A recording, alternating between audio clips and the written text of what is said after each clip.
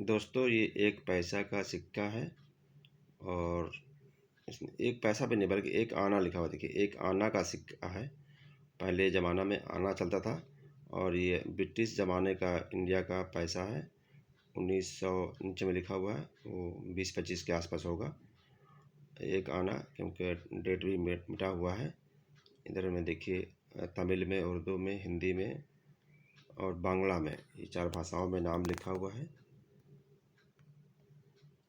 چونکہ بہت پرانا ہے اس لیے صاف صاف نہیں دکھ رہا ہے، میں نے اس کو بچا کے رکھا ہے ایک زمانہ سے۔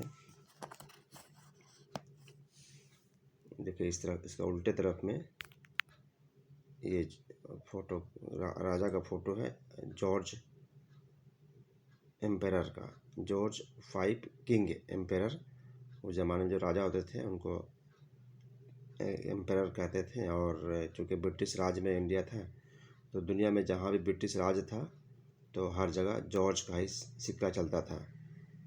جارج 5 کنگ ایمپیرر، یہ ان کا فوٹو ہے۔